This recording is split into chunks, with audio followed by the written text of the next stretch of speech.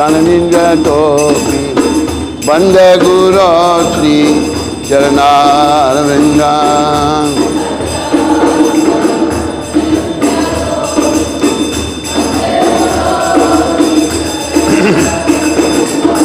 चतुर्विधा श्री भगवत प्रसाद स्वाधन तृप्तान हरिभक्त संगा हरिवा हरिवा कृतवैव तृप्तिं भजता सदैव वन्दे गुरो श्री चरणारविन्दं जय हो।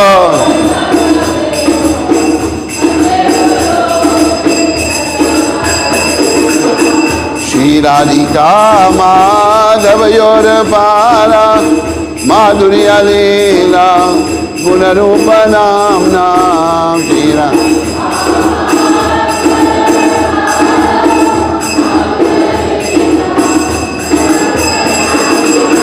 प्रतीक्षणा स्वादन लोलुपस्य वन्दे गुरो श्री चरणारविन्दं हरिवा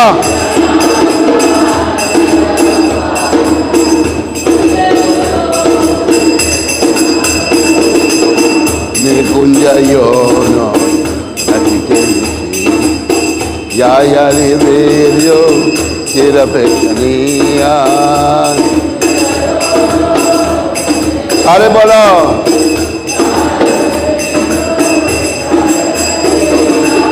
तत्राधिदक्षा दतिबलवस्य वन्दे गुरो श्री चरणारविन्दं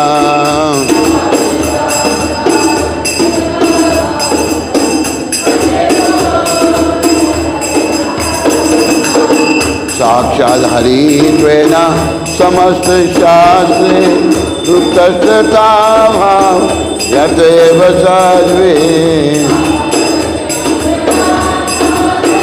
हरिवा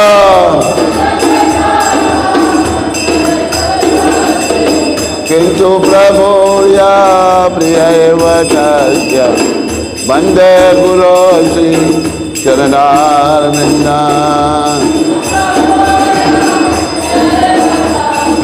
हरिवो यस्या प्रसादात् भगवत प्रसादो यस्या प्रसादात् नागति ततोपि हरिवा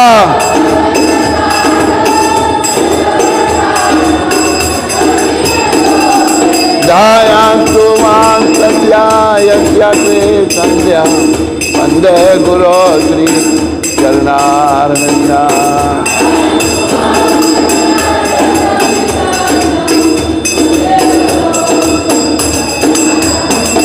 जय श्री कृष्ण चैतन्य प्रभु नित्यानंद श्री अद्वैता गदाधर श्रीवत्सदि गौरभक्त वृंद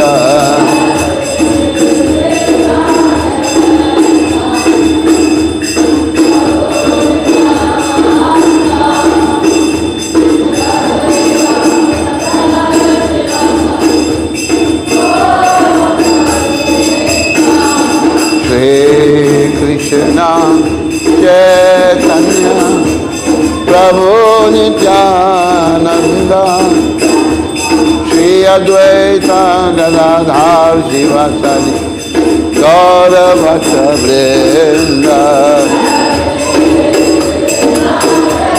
हरि बोल।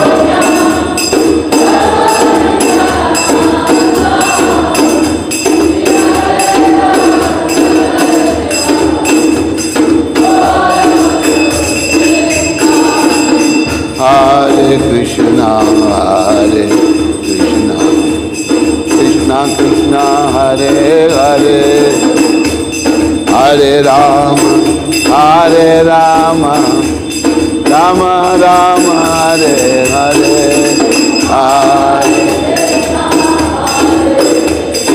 हरे बोल।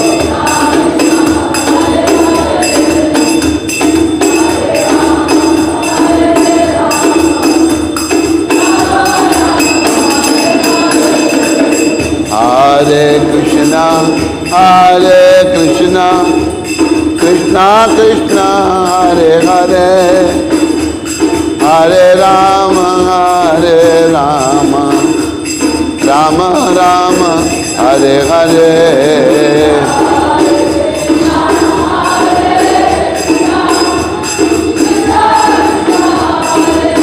Haribo.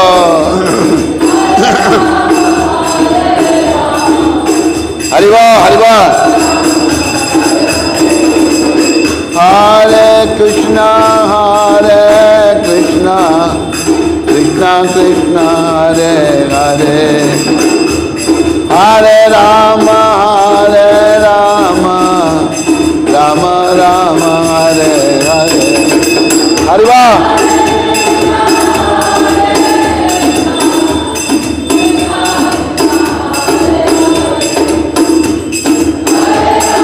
इसको हिलाता डुलाता क्यों नहीं सबको कार बीच में।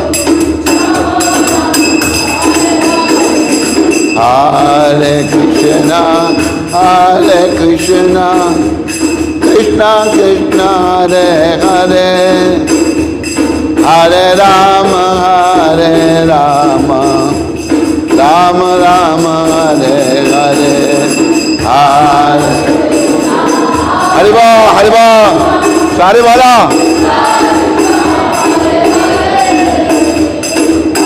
Haryana.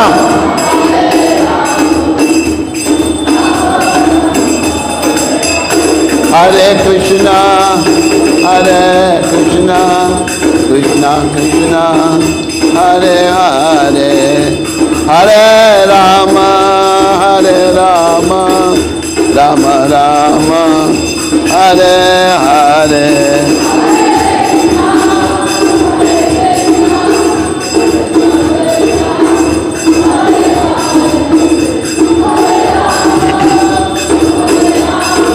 Haribo. Hare Krishna, Hare Krishna, Krishna Krishna, Hare Hare, Hare Ram, Hare Ram, Ram Ram, Hare Hare. Haribo, Haribo. Hari Haraya Namah, Krishna Yadavaya Namah, Hare Haribo. Yadavaya Madhavaya Keshvaya Namah. Gopal Govind Ram Shri Madhusudan Giridhari Gopinath Madana Mohan Shri Chaitanya Nityananda Shri Advaita Sita. Haribo. Hare Guru Vaishnava Bhagavad Gita Shiroki Sanatana Bhattara Guna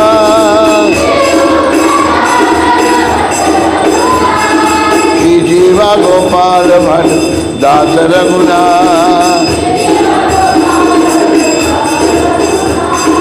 ऐसे गोसाई करी शरण बता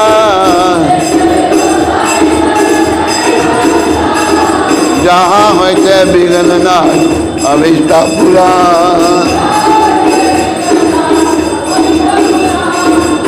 ऐसे गोसाई यार मोई तरदार का सवार पादरेनु मोर पंचग्रह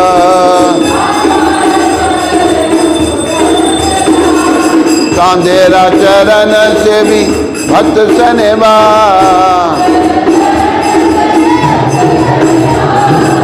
जन्मे जन्मे होई ऐ अविनाश ऐसे गोसाई जबे ब्रिज कैलाबा। हलवा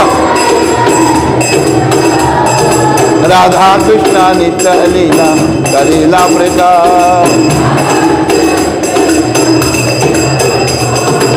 आनंद बोलो हरि भजो वृंदावन आनंद बोलो हरि भजो वृंदावन। श्री गुरु वैष्णव पद मजैयमा।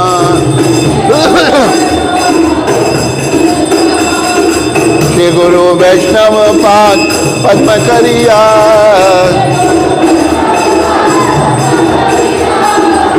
नाम संकीर्तन कहे नरोत्तम दास।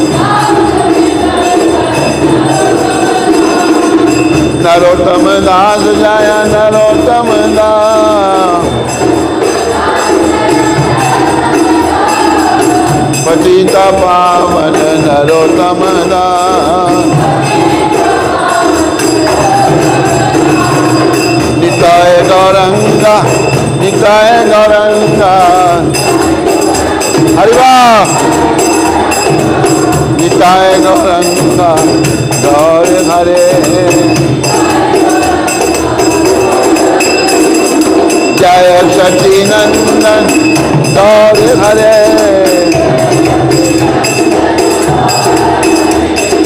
पतिता पावन गौर हरे।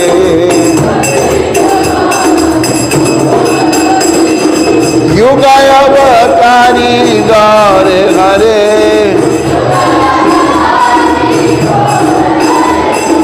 नदिया बिहारी गौर हरे।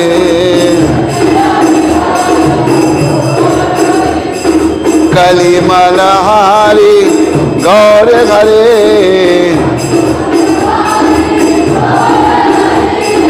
दया करो कृपा करो गौर हरे।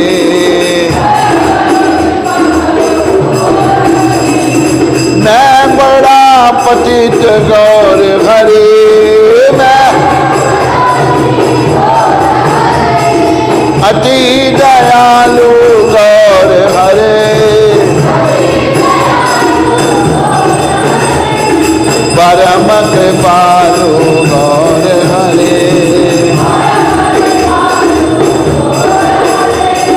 हरे कृष्णा कृष्णा कृष्णा हरे हरे।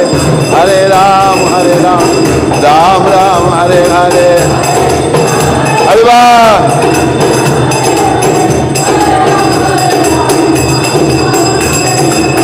जय जगन्नाथ दीन बंधु जय जगन्नाथ। हरि वाह।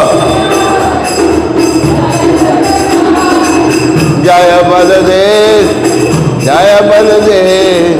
दया के सागर जय बलदेव।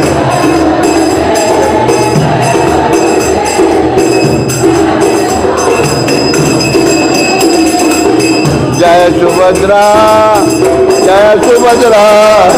करुणामय जय सुभद्रा।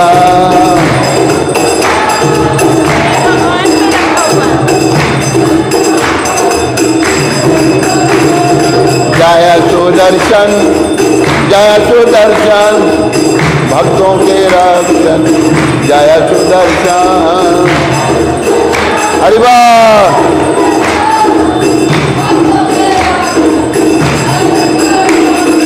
हरे कृष्णा कृष्णा कृष्णा हरे हरे। हरे राम राम राम हरे हरे।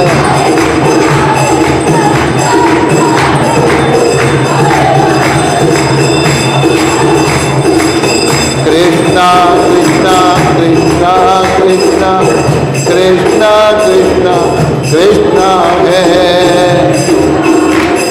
हरि वाह।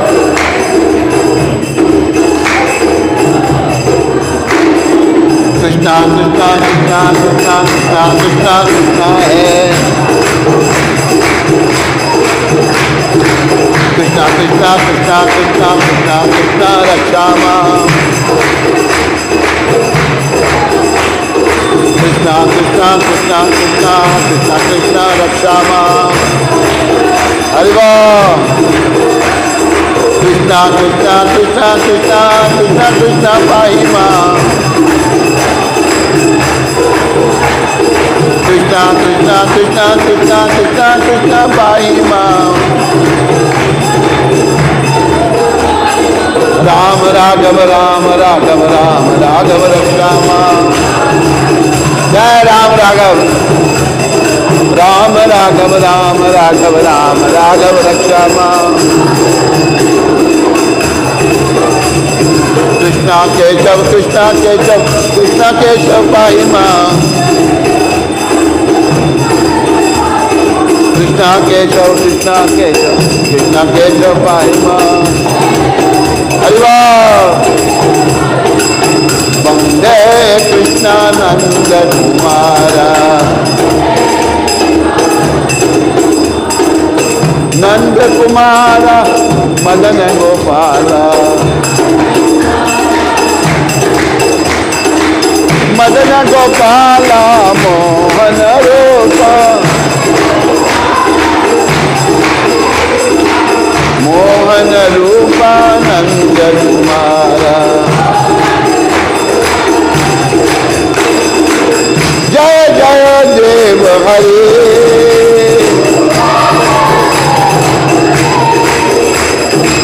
जय सचिनंदन गौर हरि जय प्रभु दीन दयाल हरे गोविंद हरि गोपाल हरे हरे कृष्णा कृष्णा कृष्णा हरे हरे हरे राम राम राम हरे हरे।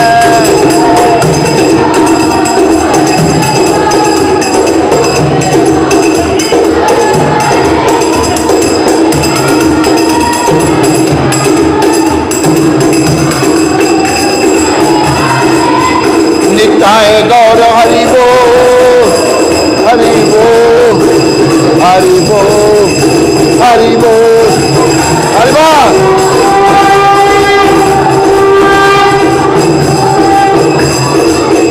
जय जय प्रभुपा प्रभुपा प्रभुपा प्रभुपा।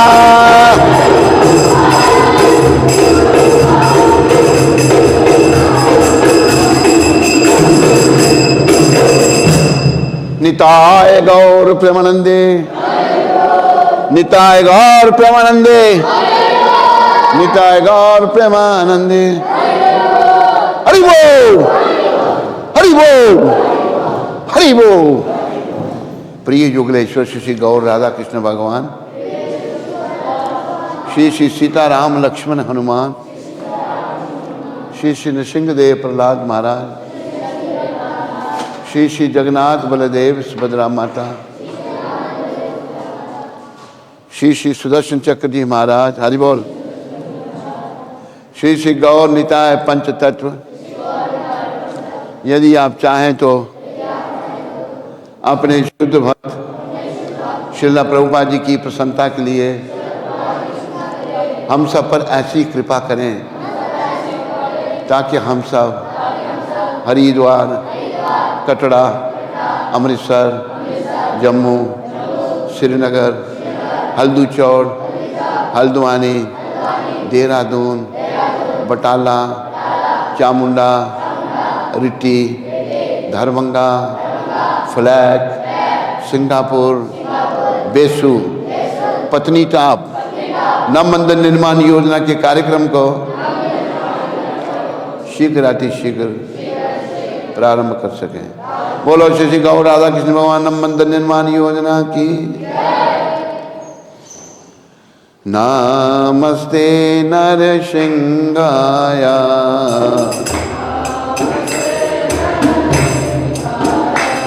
प्रहलाद राय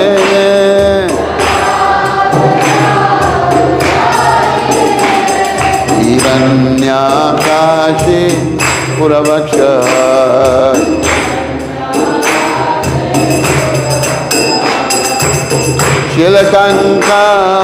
शिलकंकानिकालय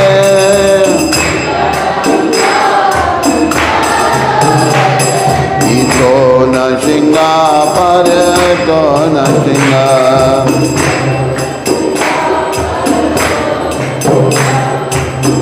यतो यतो यामित तो न सिंगा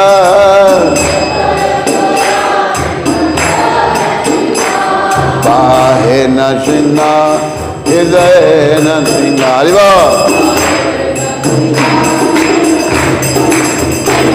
बाहे न सिंगा हृदय न सिंगा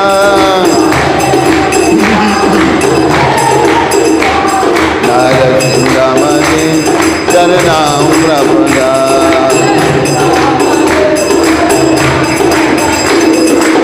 तब कर कमल बर नमाम अद्भुत शिक्षा जारी जारी तनु वृंदा केशव दीक्षा नर हरि रूपा जय जगदीश हरे जय जगदीश हरे जय जगदीश हरे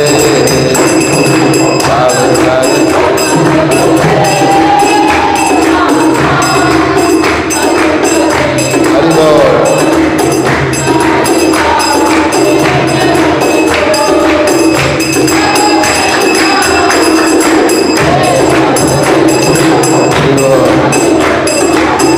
जय जगदीश हरे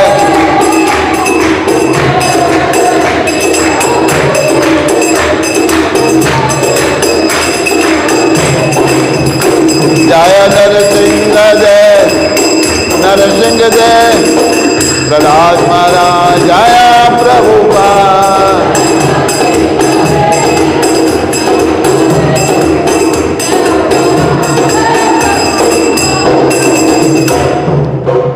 समस्त भक्ति विघ्न विनाशक नृसिंहदेव भगवान की जय भक्तराज प्रहलाद महाराज की जय महाभागवत जगत गुरु श्रील प्रभुपाद की जय। ओम विष्णुपाद परमहंस परिव्राजकाचार्य अष्टोत्तर सहस्री शिला भक्ति विदान गोस्वामी महाराज श्रील प्रभुपाद की जय।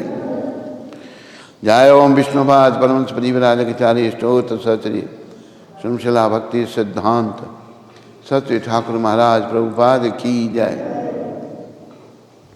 इस्कान विविटी संस्थापक आचार्य कृष्ण कृपा में शिला प्रभुपाद की जय। अनंत कोटि वैष्णविंद की जय। नामाचार्य श्री हरदास ठाकुर की जय। प्रेम से कहो श्री कृष्ण चैतन्य प्रभु नित्यानंद श्री अद्वैत गदाधर शिवासदि गौर भक्तविंद की जय।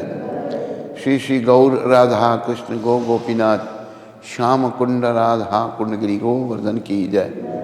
श्री श्री वृंदावन मथुरा धाम की जय। श्री श्री नवदीप द्वारका धाम की जय। श्री धाम मायापुर धाम की जय। श्री श्री यमुना मई गंगमयी की जय। श्री श्री तुलसी देवी भक्ति देवी की जय। श्री श्री सामवेद भक्तवृंद की जय। श्री श्री युग धर्म हरिनाम संकीर्तन की जय। श्री श्री संकीर्तन यज्ञ की जय। हमारे प्यारे गुरुदेव पूरी दुनिया में सनातन धर्म का प्रचार करने वाले अति दयालु परम कृपालु पतित पावन शिला प्रभुपाद की जय। पतित पावन शिला प्रभुपाद दिव्य पुस्तक वितरण की जय। पतित पावन शिला प्रभुपाद दिव्य पुस्तक वितरण करने वाले हरि भक्तों व माताओं की जय। निताय गौर प्रेमानंदी निताय गौर प्रेमानंदी। सब भक्तों की जय जयकार हो।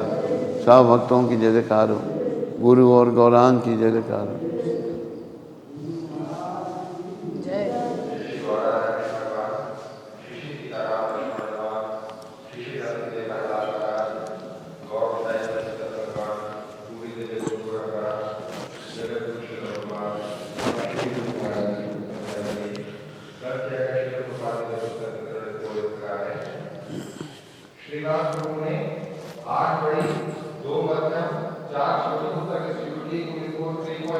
हरि बोल।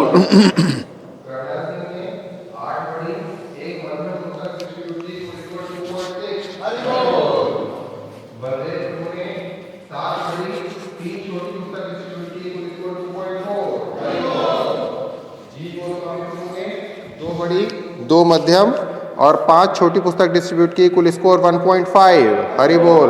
बोले श्रील प्रभुपाद दिव्य पुस्तक वितरण की जय। श्री गुरु महाराज की जय।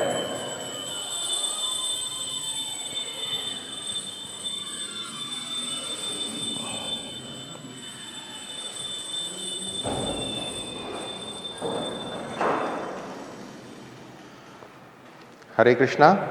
आज की मंगल आरती कार्यक्रम में कठुआ से आए पवन जी, नैतिक और नित्य प्रतिदिन आने वाले सभी भक्तों और माताओं का श्रील प्रभुपाद आश्रम उधमपुर के सभी भक्तों की ओर से हार्दिक स्वागत है। हरि बोल। आज का टेंपल प्रोग्राम शेड्यूल इस प्रकार रहेगा।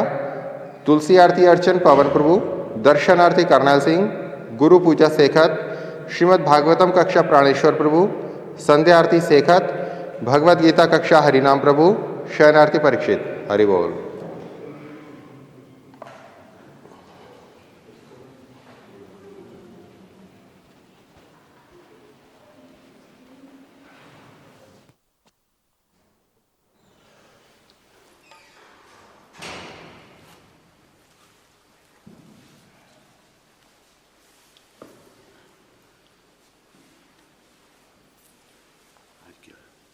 जी गोस्वामी और जगदीश।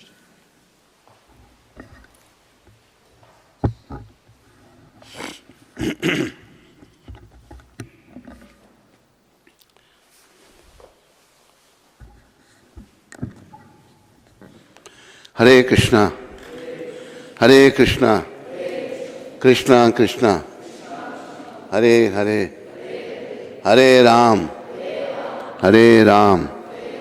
राम राम हरे हरे। बोलो श्रील प्रभुपाद की। आज शनिवार है 16 जनवरी। आज दो महान भक्त, महान वैष्णव श्रीला जीव गोस्वामी और श्रीला जगदीश पंडित, ये दोनों धाम में चले गए।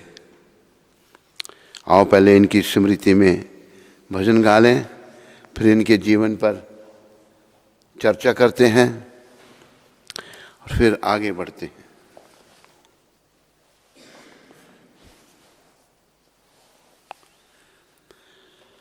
ये अनिलो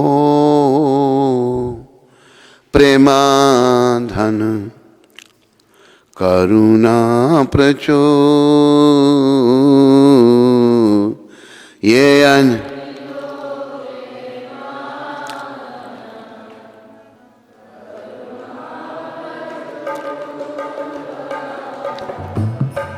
हे न प्रभु कोथा गेला आचार्य ठाकुर, हे न प्रभु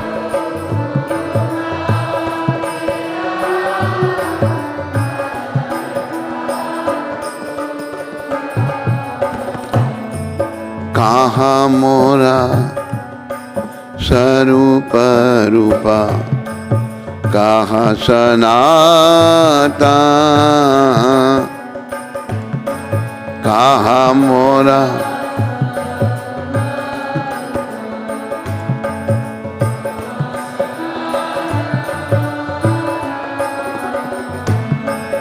कहाँ दास रघुनाथा, पतिता पावा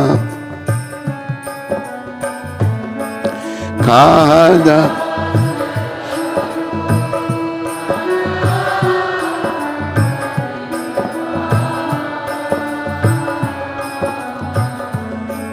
कहाँ मोरा भट युगा, कहाँ कवि रहा, कहाँ मोरा भट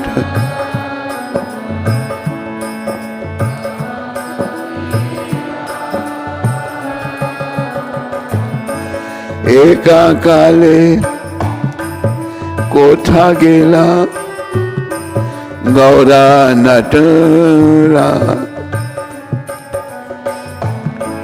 एकाक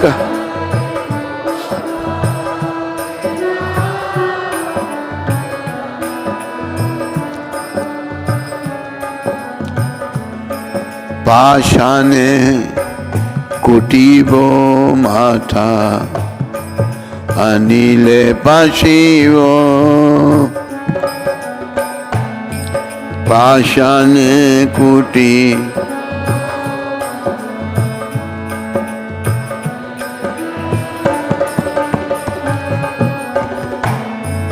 गौरंगा गुनेरा निधि कोथा गेले पावो गौरंगा गुने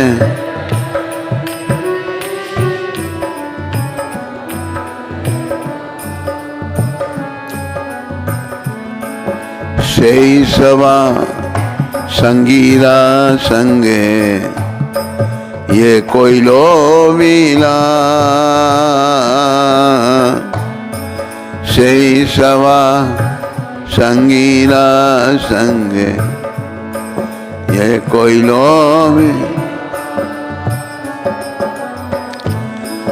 सेई संग न पाया कांदे नरोत्तम सेई संग न पाया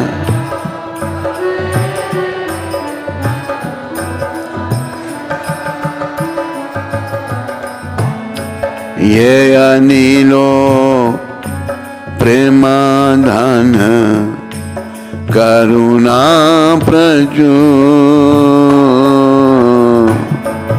ये अनिलो प्रेमाधान करुणा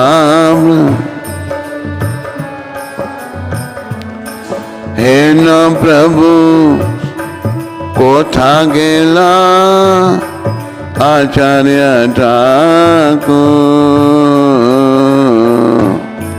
है ना प्रभु को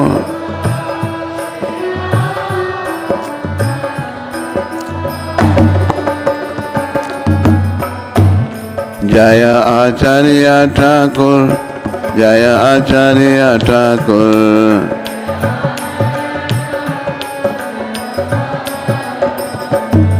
जय जीव गोस्वामी जय जीव गोस्वामी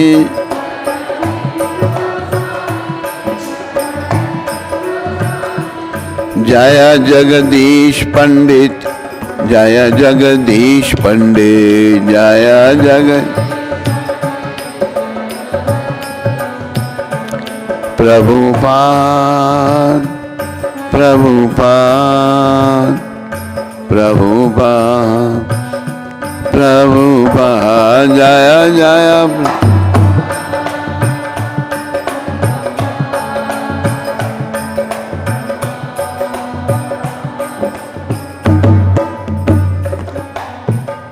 जो अपराकृत प्रेम का धन लेकर आए थे, अपराकृत जो प्राकृतिक नहीं है, जो दिव्य प्रेम है तथा जो करुणा के भंडार थे, ऐसे शिला श्रीनिवासाचार्य ठाकुर कहाँ गए? मेरे शिला स्वरूप दामोदर और शिला रूप गोस्वामी कहाँ हैं? शिला सनातन कहाँ हैं? पतित पावन शिला रघुनाथ दास कहाँ हैं? मेरे शिला रघुनाथ भट्ट और शिला गोपाल भट्ट कहाँ हैं? और शिला कृष्णदास कविराज कहाँ हैं?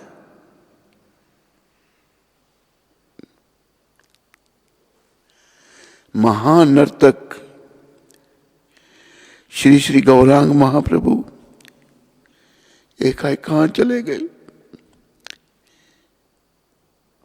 मैं अपना सर चट्टान में मारकर फोड़ डालूंगा और अग्नि में कूद पड़ूंगा। सभी दिव्य गुणों के निधि स्वरूप श्री श्री गौरांग महाप्रभु को मैं कहाँ पाऊंगा? श्री श्री गौरांग महाप्रभु एवं उनके साथ लीला करने वाले संगियों का संग ना पाकर नरोत्तम दास मात्र रो रहा है।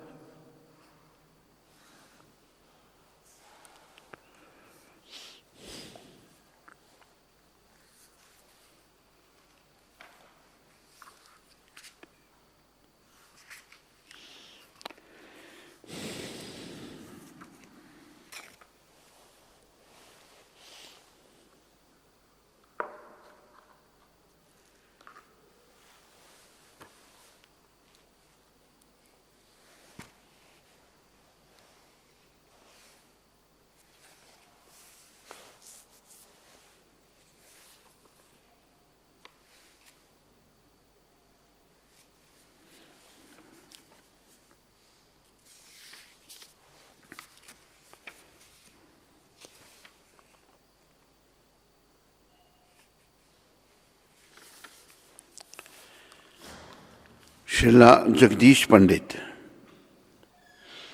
जगदीश पंडित विश्व के निस्तारक थे। वे कृष्ण प्रेम के अरदर अंबुधार थे, जो सब पर कृपा वृष्टि करते थे। चैतन्य चरितामृत में इनके बारे में कहा है ऐसा। श्रील जगदीश पंडित एवं उनके भ्राता महेश पंडित श्रीधाम मायापुर में जगन्नाथ मिश्र के घर के निकट निवास करते थे। एक बार एकादशी के दिवस शिशु निमाई निरंतर क्रंदन कर रहे थे। वह जगदीश पंडित के घर में महाप्रसाद भात ग्रहण कर शांत हो गए। तदंतर निमाई ने एक चमत्कार कर दिखाया। शिशु गौरांग ने जगदीश पंडित को एक सुरमय रूप में दर्शन दिए, जो सजल जलद श्यामल वर्ण विद्युतवत दीप्तिमान तथा एक झिलमिलाते मयूर पिच से शोभान्वित था, जिसे देखकर जगदीश पंडित भावोन्माद में मूर्छित हो गए। तो कभी कभी भगवान गौरहरि लीलाएं करते थे, अपने प्रिय भक्तों को दर्शन देते थे। तो दिव्य भगवान ने मोर पंख और ये सब दिव्य भेष भगवान का, उसके दर्शन हो गए शिला जगदीश पंडित जी को, और वह मूर्छित हो गए भगवान के दर्शन करके। ये मूर्छा महान वैष्णवों को, महान भक्तों को आती है। श्री क्षेत्र धाम जगन्नाथपुरी को प्रस्थान करने पर भगवान श्री गौरचंद्र ने जगदीश से कहा कि वे वहाँ आकर हरिनाम संकीर्तन आंदोलन के प्रसार में उनकी सहायता करें। भगवान जगन्नाथ की आज्ञा से जगदीश पंडित अपने गांव जिशोरा में पूजा के निमित्त जगन्नाथ का एक अर्च विग्रह नदिया ले आए।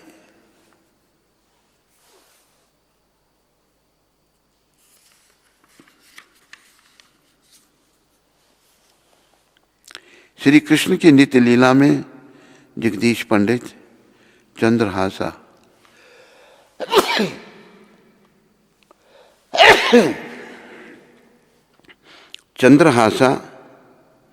नर्तकी अथवा एक नाग पत्नी कालिया की पत्नी के रूप में सेवारत हैं। बोलो श्री जगदीश पंडित जी महाराज की।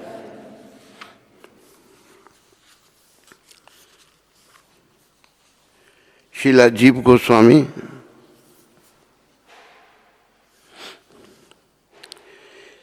श्रीला रूप गोस्वामी एवं श्रीला सनातन गोस्वामी के भ्रातृ के रूप में प्रकट श्री जीव गोस्वामी ने एक महापुरुष के समस्त आकर्षक लक्षण प्रदर्शित होते थे। उनके नेत्र कमल दल के समान, उन्नत नासिका व ललाट, विशाल वक्षस्थल, अजानुबाहु तथा उज्ज्वल स्वर्णिम देह थी।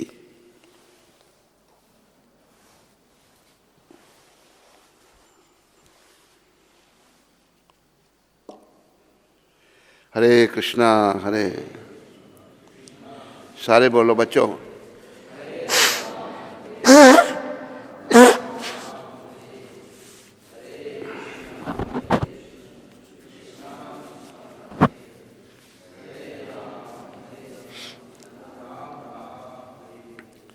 हरे कृष्ण।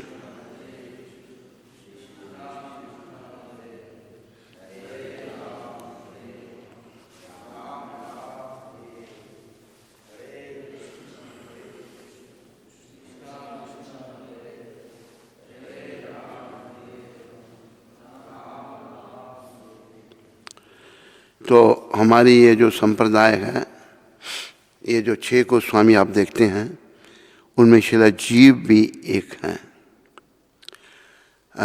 रूप सनातन और जीव एक ही परिवार। रूप छोटे भाई थे, सनातन बड़े भाई, और शिला जीव जो हैं उनके भाई के बेटे थे, रूप सनातन के। तो ये भी बड़े महान आचार्य हुए। देखो, एक परिवार से 3 गोस्वामी, और ये इन्हीं के चरण चिन्हों पर हम चलकर, जैसा इन्होंने मार्गदर्शन किया है, हम अपना भविष्य उज्जवल बना सकते हैं। अपनी बाल्यावस्था में उन्होंने श्री कृष्ण बलराम का एक अर्च विग्रह बनाया। अपनी शुद्ध भक्ति अभिव्यक्त करते हुए वे उनकी पूजा करते समय प्रायः अश्रु विसर्जन करने लगते। खुद ही उन्होंने कृष्ण बलराम का विग्रह मूर्ति बनाई। जब उनकी पूजा करते तो उनकी आंखों से आंसू बहते थे। श्री कृष्ण बलराम के वस्त्र, चंदन, पुष्प, आभूषण एवं स्वादिष्ट मिष्टान अर्पण करने के उपरांत वे कुछ ग्रहण करते तथा शेष महाप्रसाद अपने बाल सखाओं को वितरित कर देते। देखो, उनकी पूजा करके, अर्पण करके ही कुछ खाते थे, और प्रसाद सब अपने बाल सखाओं को जो है उनको बांट देते। प्रारंभ से ही शिला जीव अन्य जीवों के प्रति अपनी दया दर्शाने लगे। देखो, वैष्णवों का सबसे बड़ा लक्षण क्या है? जीवों पर दया। शिला जीव अन्य जीवों पर अपनी दया दर्शाने लगे। हम जो भक्त नहीं हैं, भक्त नहीं बने, हमारे दिलों में दया नहीं है, और दया होना बड़ा आवश्यक है। देखो, गुरु महाराज में कितनी दया थी, ये मैंने देखा। ये तो इनको तो देखा मैंने, अभी जीव गोस्वामी के बारे में इनके कृपा से पढ़ रहे हैं। प्रभुपाद जी बहुत दयादर थे, बहुत दयामय। दया के बारे में एक बड़ा सुंदर दोहा है, सब बोलो। दया धर्म का मूल है,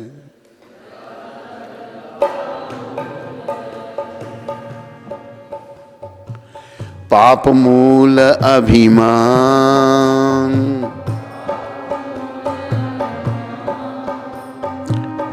तुलसी दया ना छाड़िए,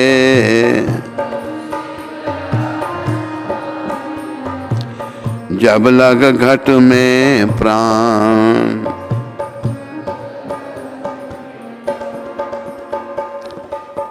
देखो, मनुष्य जीवन का उद्देश्य है धर्म का पालन करना। धर्म क्या है? भगवान के नियम। धर्मम तो साक्षात भगवत प्रणीतम। ये धर्म साक्षात भगवान ने बनाया है। हम जीवों के लिए मार्गदर्शन, हम धर्म पर चल के अपने जीवन को सफल बनाएं। जीवन की सफलता केवल कृष्ण से प्रेम करने में है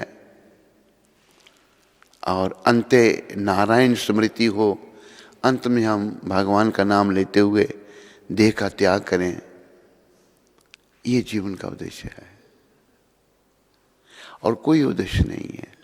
बाकी सब हमारे मलिन मन ने बनाए हैं। सारा संसार, सारा भारत भटक रहा है ऐसे ही। वही लोग भाग्यशाली हैं जो धर्म का पालन कर रहे हैं। और धर्म एक ही है, सनातन, और वो धर्म है भगवान से प्रेम करना। दूसरे भी अगर मतांतर भगवान से प्रेम करना सिखाते हैं तो वो भी ठीक है, पर सनातन धर्म जो है यहाँ ये अनादि पुरातन है, सृष्टि की रचना के साथ ये बना था। तो तुलसीदास जी बड़ा सुंदर कह रहे हैं, धर्म का पालन करने के लिए दया बड़ी आवश्यक है। हम सभी प्रयास कर रहे हैं, पर दिल में दया दूसरों के लिए बहुत आवश्यक है।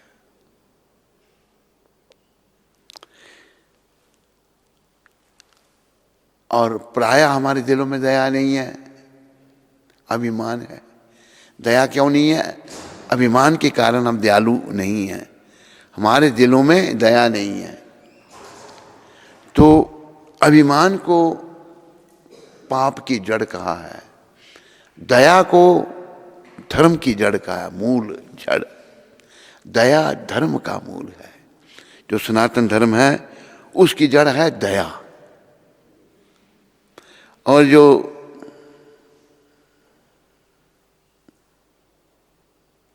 दयाद्र नहीं है, जिसके दिल में दया नहीं है, उसके अंदर अभिमान है। पाप मूल अभिमान। पाप की जड़ क्या है? अहंकार। तो संत कहते हैं तुलसी दया ना छाड़िए, दया को कभी मत छोड़ो। जब लग घट में प्राण, जब तक शरीर में प्राण है, ये देह तो नश्वर है, प्राण है तो देह काम कर रहा है, स्त्री का भी, पुरुष का भी, छोटे का भी, बड़े का भी, सब। तो दया बड़ी आवश्यक है। हम अपने तो झांक के देखें, मेरे दिल में दया है या नहीं है। तो दया जो है, उसकी एक बात हम बार बार अपने भक्तों को समझाते हैं, समझा ही सकते हैं, बाकी चलना नहीं चलना उनके ऊपर है। प्रभुपाद जी के हृदय में कितनी दया थी। ये लॉस एंजलिस की बात है, कैलिफोर्निया, लॉस एंजलिस।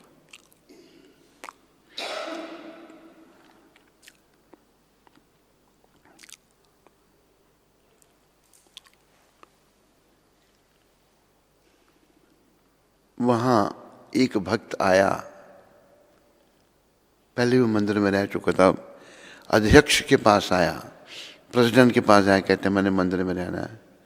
वो कहता निकल यहाँ से, बार बार जाता आता है, जाता आता है, नहीं रखूंगा मैं तेरे को। अध्यक्ष कहता है मंदिर का, और वो अध्यक्ष प्रभुपाद जी के पास आ गया। प्रभुपाद जी भी लॉस एंजलिस में थे तब। प्रभुपाद जी को आकर वो कहता है, प्रभुपाद, इस नाम का भक्त अगर आपके पास आए और मंदिर में रहने के लिए कहे तो उसको नहीं रखना। प्रभुपाद कहते हैं क्यों क्यों नहीं रखना? कहते ये 12वीं बार है वो आया है, आता है जाता है, आता है जाता है, आता है जाता है, 12वीं बार है। प्रभुपाद कहते नहीं, तुम रख लो उसको। वो कहते नहीं प्रभुपाद, वो बड़ा पतित है। भक्त कह रहा है, अध्यक्ष कह रहा है मंदिर का। तो प्रभुपाद क्या कहते हैं कि मेरा आंदोलन पतितों के लिए है। ये है दया। किसी में हम कोई थोड़ा सा दोष देखते हैं, मैं ऐसे बात नहीं करूंगा, ये आता है, इसने ये किया, इसने ये किया, दया है ही नहीं। अरे तुम कौन सा दूध से धुले हुए हो, तेरे अंदर कोई दोष नहीं है। दूसरों के दोष देखकर हम बड़े आग बबूले हो जाते हैं, ये अच्छा नहीं है। उसमें अनेकों दोष होंगे। प्रभुपाद ने कहा उसको तुम रख लो। कहते प्रभुपाद वो बड़ा पतित है। प्रभुपाद कहते मेरा आंदोलन पतितों के लिए है। प्रभुपाद गौर भगवान के प्रतिनिधि हैं। गौर निताय ने पतितों का उद्धार किया, पतितों को पावन किया। गौर भगवान ने कई मुसलमान भी भक्त बनाए। वो तो दर्शन मात्र से, बातें करने मात्र से उनका जीवन बदल देते थे। एक बार गौर भगवान वृंदावन से जा रहे थे अपने पार्षदों के साथ, तो बार बार भगवान मूर्छित हो जाते। मूर्छा क्या है? राधा का भाव, भक्ति भाव। भगवान अपनी भक्ति स्वयं कर रहे हैं, उनको इतनी अच्छी लग रही है कि मूर्छा आ जाती है, भावुक हो जाती हैं वो। तो अपने भक्तों के साथ आ रहे थे, मूर्छित हो गए। तब भारत में यवनों का राज था, मुसलमानों का राज था। उनके पास से 4-5 जो थे, उनके आगे पीछे खड़े हैं। वो जानते थे भगवान में को मूर्छा आ जाती है।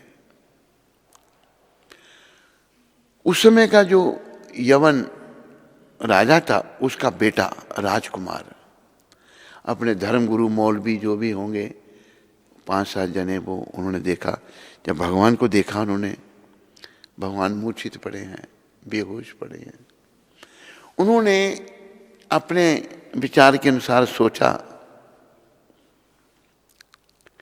कि ये जो सन्यासी है, ये लोग खड़े हैं जो इसके आगे पीछे, इन्होंने उसको धतूरा खिला के मार दिया है।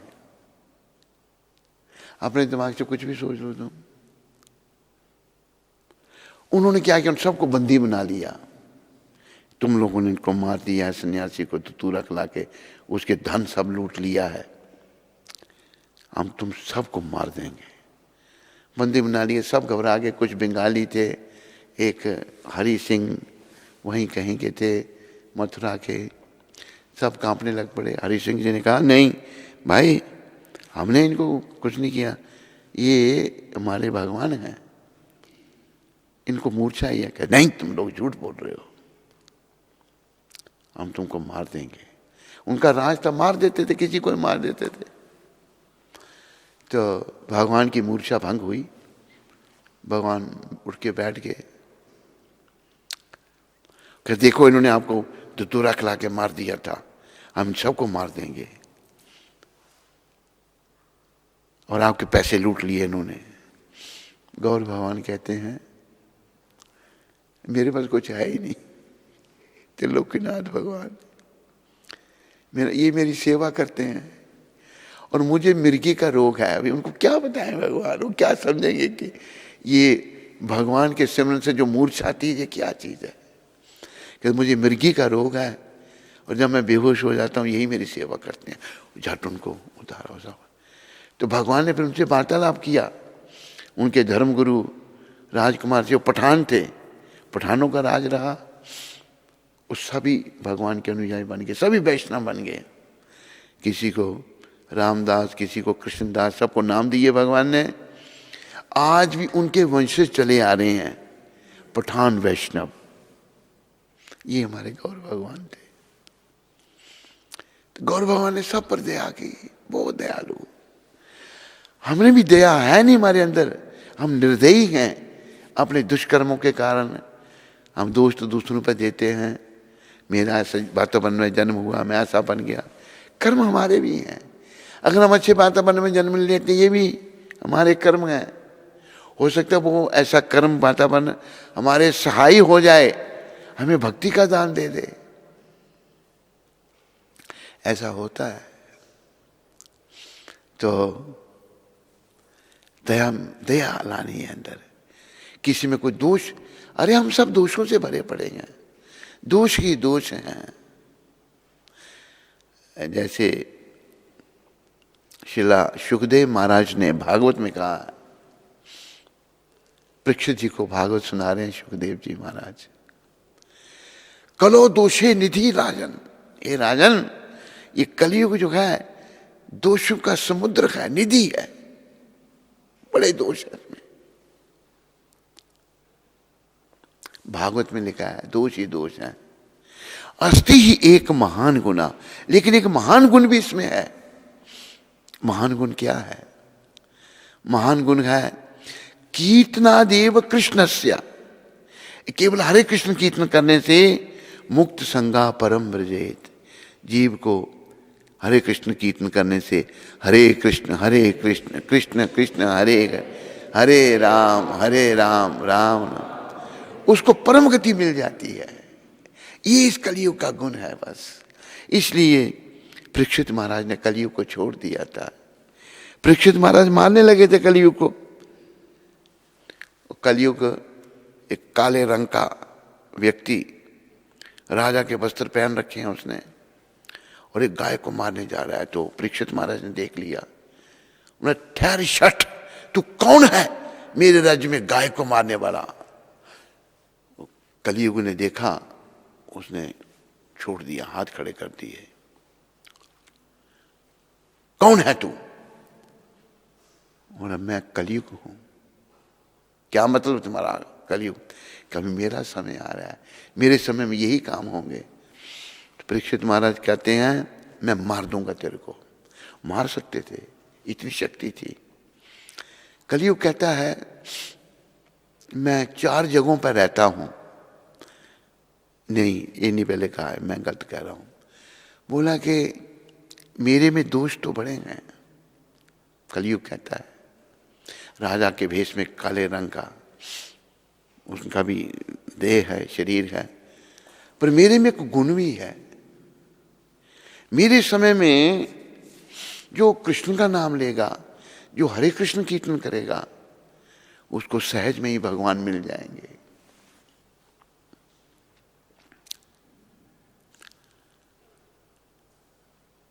तो परीक्षित महाराज कहते हैं मैं मार दूंगा तेरे को। कहते हैं मुझे कुछ स्थान दे दो रहने के लिए, मुझे छोड़ दो आप। बोलो कौन कौन से स्थान में? कहते जहां मांसाहार होता हो, जहां मदिरा पान होता हो, दूसरा जैसे जहां व्यभिचार होता हो, तीसरा, चौथा जहां जुआ खेला जाता हो। इन 4 स्थानों में, 4 स्थान, कहते एक स्थान और दे दो। एक स्थान, अच्छा ठीक है, सोना, सोने में भी कलयुग का वास है। तो इन 5 जगहों में तुम बात कर सकते हो। तो परीक्षित महाराज के सिर पर सोने का मुकुट था। जब जरासंध को मारा था भीमसेन ने, तो सोने का मुकुट जो है परीक्षित महाराज को मिला। उन्होंने वो मुकुट धारण किया था। उनके सर पर कलयुग ने वास कर लिया। और परीक्षित महाराज से क्या गलती हुई? वन में थे वो, तो वो प्यास लगी उनको, कलयुग को छोड़ दिया उन्होंने। प्यास लगी तो ऋषि के आश्रम में आए। सम्यक ऋषि, वो अपने ध्यान में बैठे हुए थे।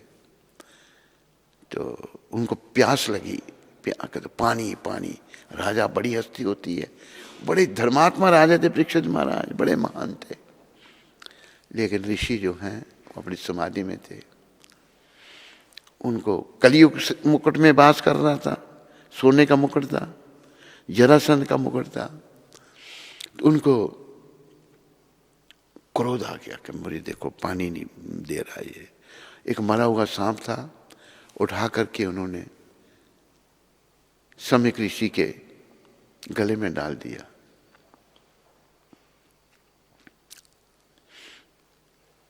तो सम्यक ऋषि का बेटा था श्रृंगी ऋषि। श्रृंगी ऋषि जो था बालक था 9 वर्ष का। ये हैं जो जन्म से ब्राह्मण होते थे। उसको जब पता लगा कि मेरे पिता के गले में किसी ने मरा हुआ सांप डाल दिया है, वो नहा रहा था बालक। उस झट पानी लिया और एक संकल्प किया, जिसने मेरे पिता के गले में ये मरा हुआ सांप डाला है उसको आज के 7 दिन बाद तक्षक सांप काटेगा और वो मर जाएगा। फिर वो आया अपने पिता के पास, तो पिताजी की समाधि खुली सम्यक ऋषि की। जब समाधि खुली तो उन्होंने सांप को उठाकर फेंका। तो श्रृंगी ऋषि बालक कहता है, पिताजी जिसने ये सांप आपके गले में डाला था मैंने उसको श्राप दे दिया है। 9 साल का बच्चा श्राप दे रहा है, जन्म से वो ब्राह्मण था। आज श्राप देने की किसी में शक्ति नहीं है। कलयुग है, लोग ब्राह्मण बने हैं, काम सब उल्टे सीधे करते हैं। कोई कलयुग में ब्राह्मण नहीं। कलो शूद्रा संभवा, कलयुग में सभी शूद्र हैं। ब्राह्मणों के शराब पी उल्टे सीधे काम किए, तुम ब्राह्मण थोड़े हैं, वो शूद्र से भी नीचे हैं। तो सम्यक ऋषि ने ध्यान लगाया।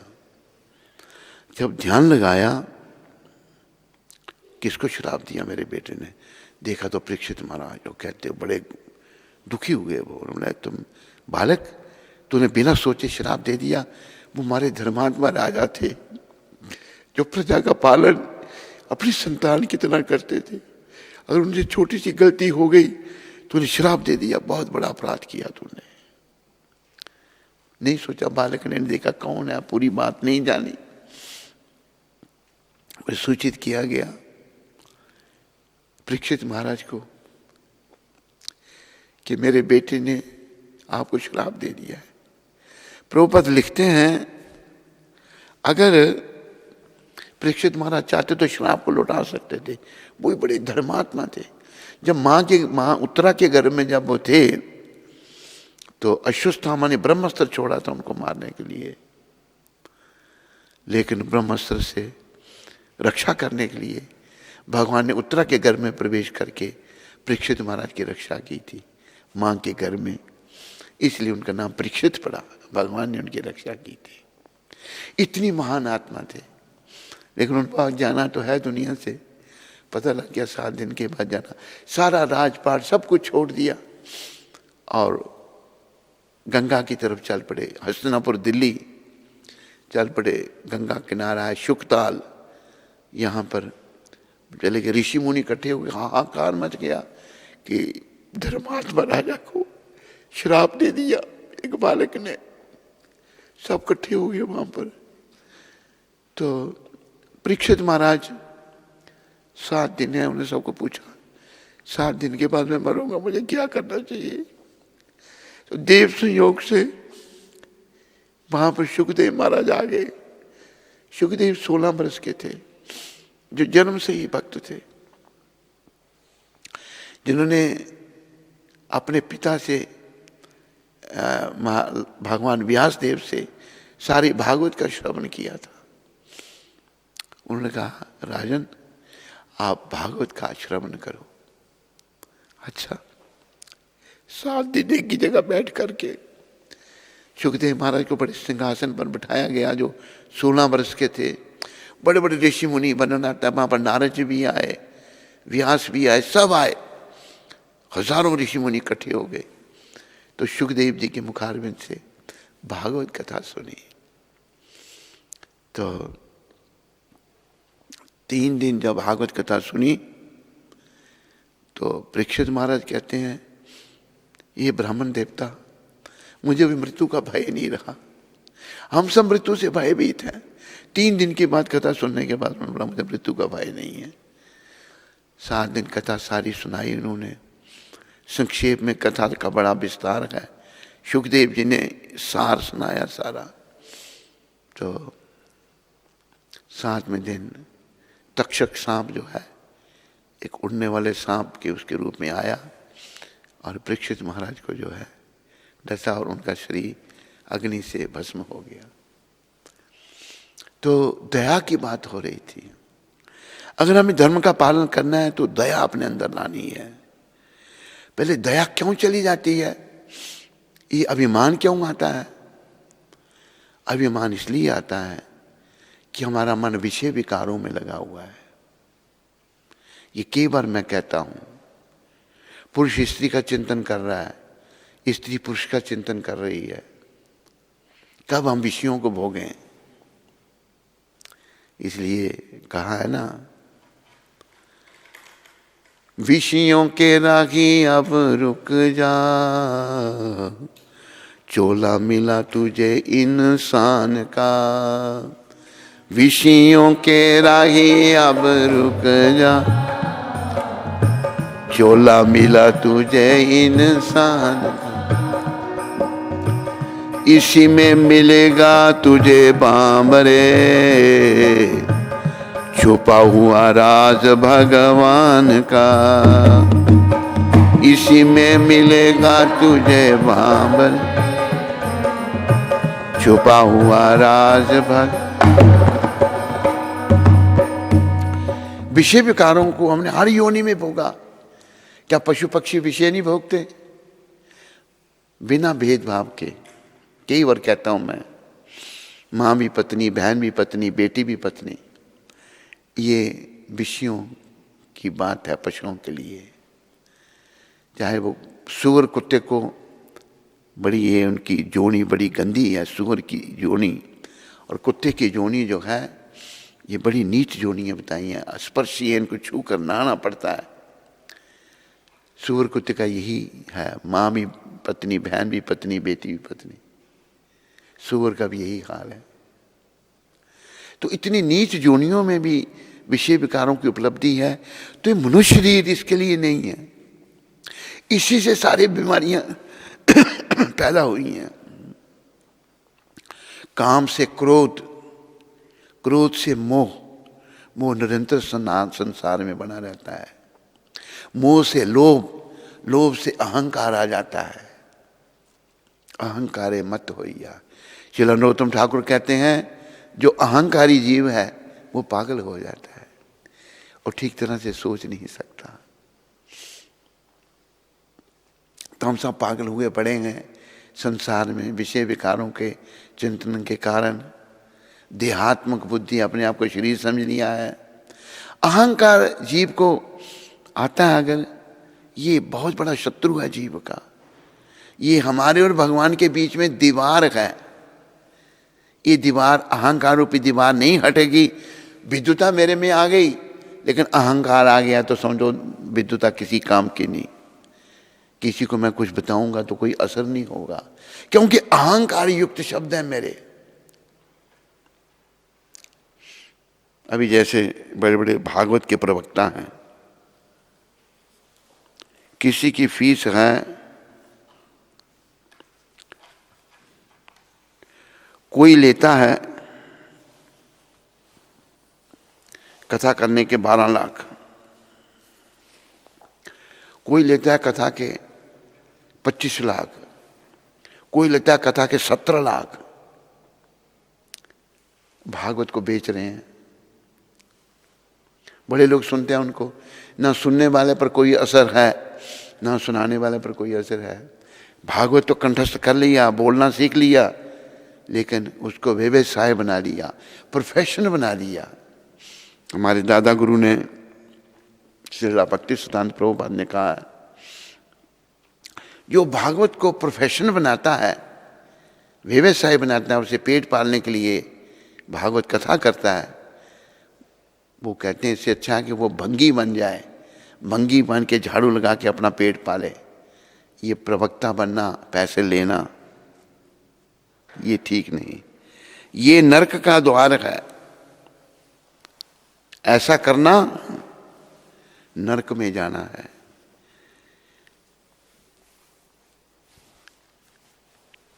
भागवत कथा निष्काम भाव से सुननी चाहिए और निष्काम भाव से सुनानी चाहिए।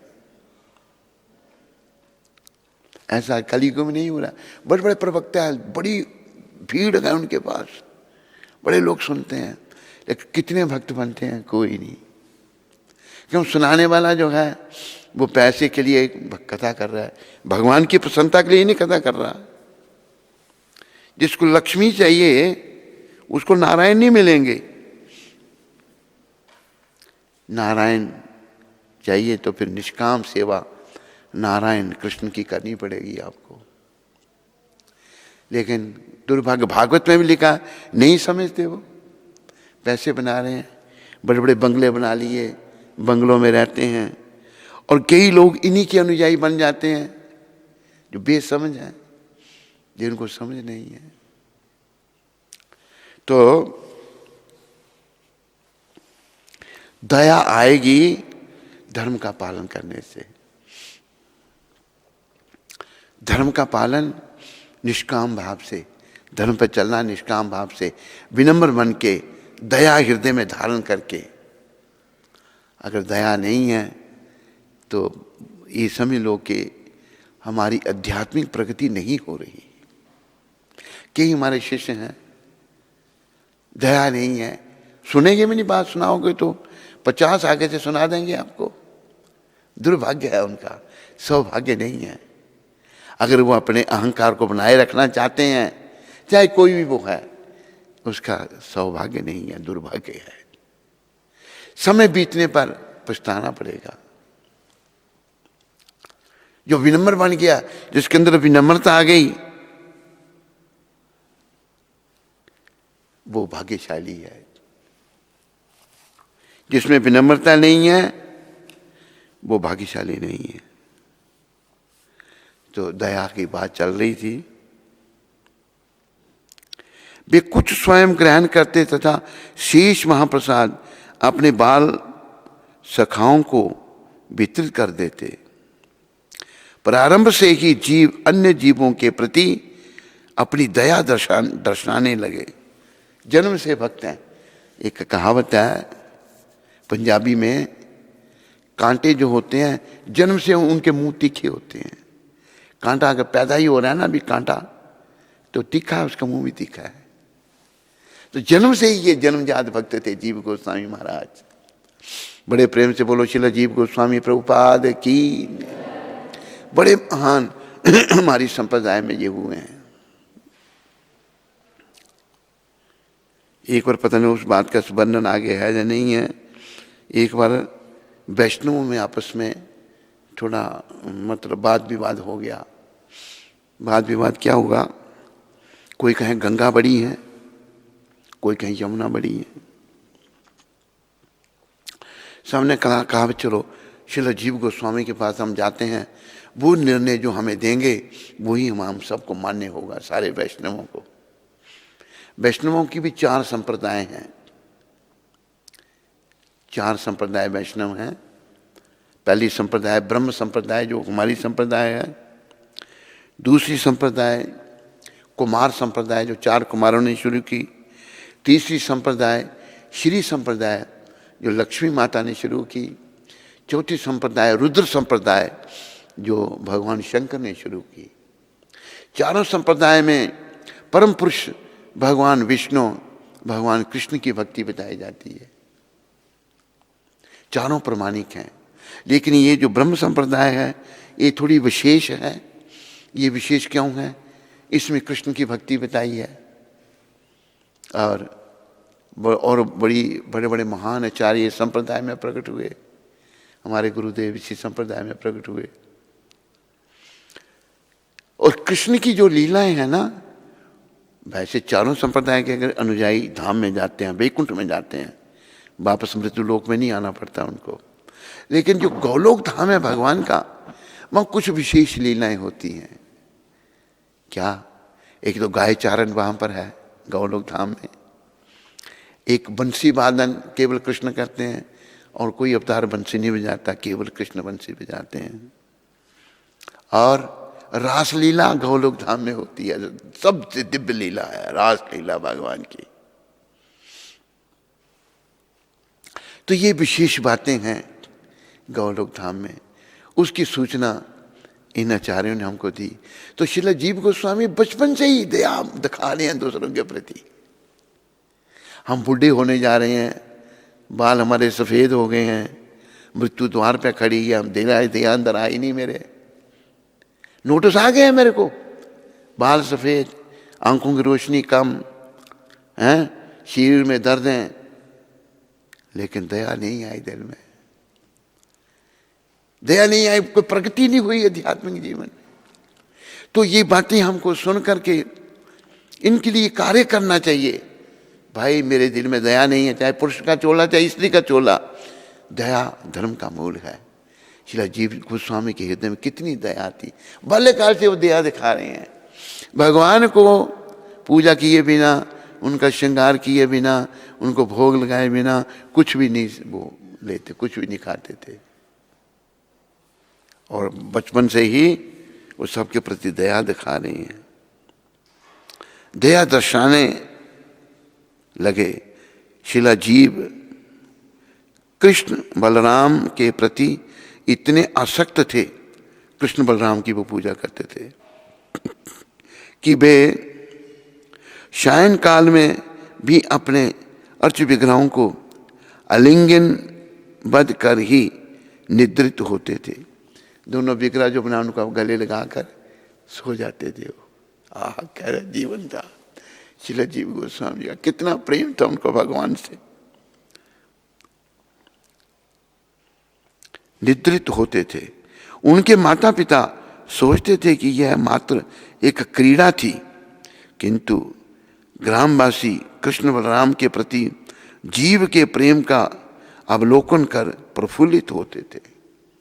गांव के लोग सब खुश होते थे कि भाई जीव गोस्वामी कितने महान हैं ये बालक। पाठशाला में उन्होंने त्वरित संस्कृत, व्याकरण, काव्य, न्याय, दर्शन आदि में विदग्धता प्राप्त कर ली, विदग्धता प्राप्त कर ली, मतलब उसमें निपुण हो गए ये बड़े जल्दी। अवतारी पुरुष ऐसे ही होते हैं, ये भी अवतारी पुरुष थे। मतलब श्रीमद् भागवत उनके जीवन को प्राणवान बनाता था। श्री कृष्ण कथा उन्हें आनंद से परिपूर्ण कर देती थी। कोई भी उनसे कृष्ण के अतिरिक्त अन्य किसी विषय में वार्तालाप करने का साहस नहीं करता था। कृष्ण से इतना प्रेम, ऐसा हमसे प्रार्थना करो श्रील जीव गोस्वामी के चरणों में। आपके कृष्ण के चरणों में इतनी प्रीति थी, दूसरी कोई बात उनसे करता ही नहीं था, कृष्ण के बारे में बात होती थी। हमारे हृदय में भी कृष्ण के चरणों में प्रेम हो। उन्होंने श्री नित्यानंद प्रभु के संग नवद्वीप धाम का भ्रमण किया। बलराम जी के अवतार नित्यानंद भगवान, उन्हें नवद्वीप का उनको भ्रमण करवाया। नित्यानंद स्वयं उनको भ्रमण करवा रहे हैं। वाराणसी में संस्कृत का अध्ययन किया तथा तदुपरांत वृंदावन में वास किया, फिर वृंदावन में आके रहे। शिला रूप गोस्वामी का चरण प्रक्षालन करना, उनकी पांडुलिपियाँ तैयार करना तथा उनके ग्रंथों के संपादन जैसी विनीत सेवाएं करने के उपरांत उन्होंने दीक्षा प्राप्त की। जीव गोस्वामी उनके चाचा थे, परिवार है उनका, मेरे चाचा थे, जताया थे। तो उन्होंने उनको उनकी सेवा की, जैसे मैंने अभी पढ़ा, उनके चरण प्रक्षालन रोज करने, धोने, उनकी पांडुलिपियाँ तैयार करने, ग्रंथ लिख रहे थे। श्रील रूप गोस्वामी प्रभुपाद बड़े ग्रंथ लिखे उन्होंने। उनके फिर उन्होंने उन्हीं से दीक्षा, अपने परिवार में ही दीक्षा ग्रहण की, दीक्षा प्राप्त की। एक बार एक वृद्ध वैष्णव बल्लवाचार्य ने श्री रूप गोस्वामी की रचनाओं के विषय में आलोचनात्मक विचार प्रकट किया। ये देखो कैसा जीव गोस्वामी का कितनी महानता थी। वल्लभाचार्य ने आलोचना की श्रील रूप गोस्वामी के ग्रंथों के बारे में, खास करके भक्ति रसामृत सिंधु। आदरणीय वल्लभ से अत्यंत कनिष्ठ होते हुए भी श्री जीव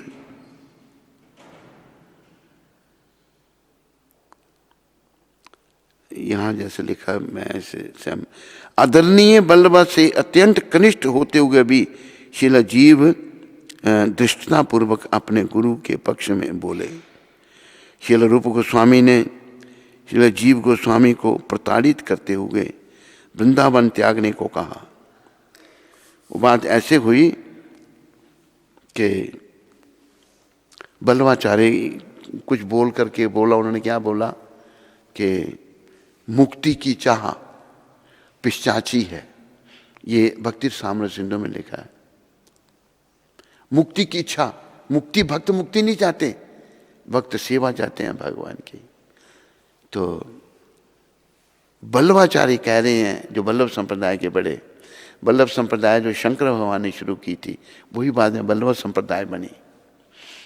उन्होंने कहा कि मुक्ति के लिए तो हम सब प्रयास करते हैं, अब उसको पिशाची कह रहे हैं। श्रील रूप गोस्वामी ने कुछ नहीं कहा, लेकिन श्रील जीव देख रहे थे। उन्होंने पानी भरने के बहाने चले गए, जाकर उनको बोला, वल्लभाचार्य को,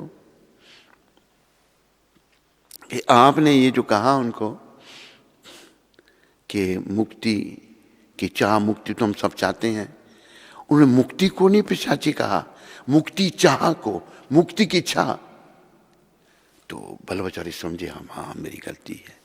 वल्लभाचार्य वापस आकर रूप गोस्वामी को कहते हैं, वो बालक कहाँ है? कहते क्यों, बड़ा मेधावी बालक है उसने, मैंने आपको जो आपकी गलती निकाली भक्ति रसामृत सिंधु में, वो मेरी गलती थी। आपने मुक्ति की चाह को कहा है, मुक्ति को नहीं कहा, जो मैं समझ नहीं पाया, वल्लभाचार्य कह रहे हैं। तो जब आए जीव गोस्वामी तो रूप गोस्वामी बड़े क्रुद्ध हो गए उन पर। तुम्हें किसने कहा कि जाकर उनका तुम सुधार करो? वो इतने बड़े आचार्य हैं, चल निकल जा, वृंदावन से निकलने का उनको आदेश दे दिया। बेचारे चले गए, गुरु नाराज हो गए। गुरु नाराज होते हैं, ये भी गुरुदेव की कृपा होती है, गुरुदेव की कृपा होती है। तो चले गए बेचारे, और बस खाना पीना छोड़ दिया। मेरे सदगुरुदेव ने मेरा त्याग कर दिया, जीव गोस्वामी प्रभुपाद। तो सूख के कांटा हो गए। एक दिन सनातन गोस्वामी प्रभुपाद आए अपने छोटे भाई रूप को मिलने के लिए।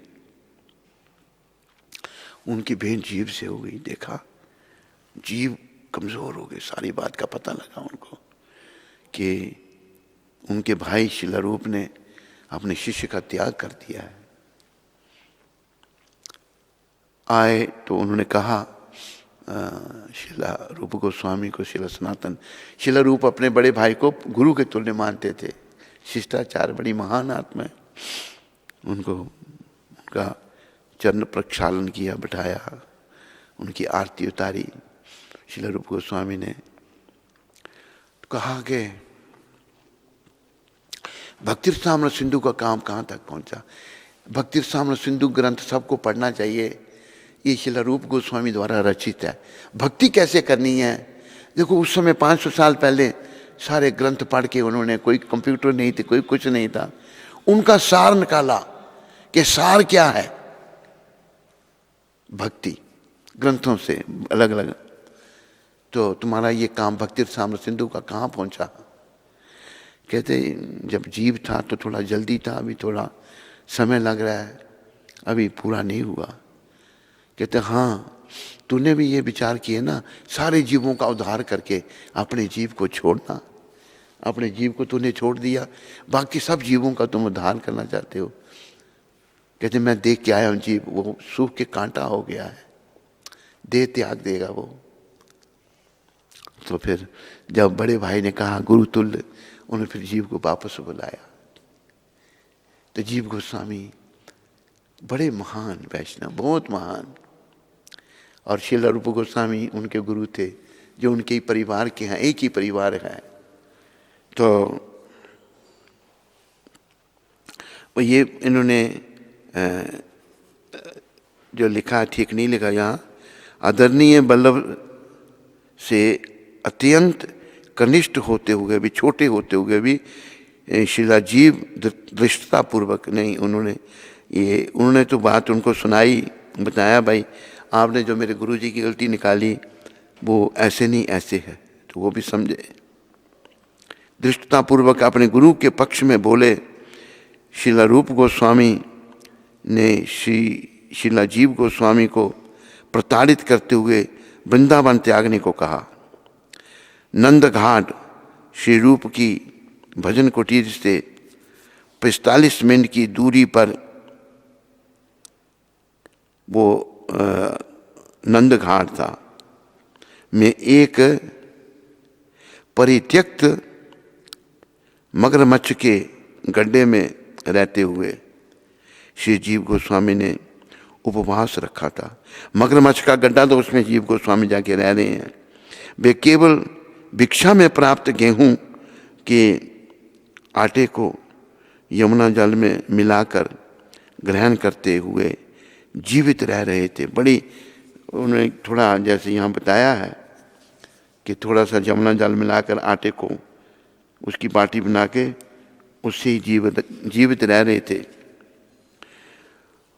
उनका ऐसा त्याग देखकर श्रील सनातन गोस्वामी उन्हें पुनः श्री रूप की सेवा में ले आए। जैसे मैंने सुनाया आपको, सनातन गोस्वामी रूप की सेवा में उनको ले आए। श्रील प्रभुपाद ने एक बार इस गुरु शिष्य लीला पर अपना मंतव्य प्रकट करते हुए कहा, श्रील रूप गोस्वामी ने हम जैसे आज के भक्तगण को शिक्षा देने हेतु शिलाजीव को बाहर निकाला था। यह शिलाजीव गोस्वामी जैसे श्री कृष्ण के पूर्णतया मुक्त नित्य पार्षद को पाठ पढ़ाने अथवा दंडित करने हेतु नहीं किया गया था। श्रील रूप गोस्वामी ने समस्त जीवों को वह सिखाने के लिए जीव गोस्वामी को वृंदावन से बाहर निकाला था। प्रभुपाद कह रहे हैं जो उन्होंने उपदेशामृत में लिखा था। वाचो वेगम मनसा क्रोध वेगम जीव वेगम। हर समय एक भक्त को अपने जीवा तथा अपनी वाणी के वेग को सहन करना चाहिए। वाणी का वेग सबसे बड़ा वेग है, इसको सहन, इसको रोकना चाहिए। वेग है, पुशिंग, बोलूंगा मैं कुछ बोलता हूं, उसको सहन करना चाहिए।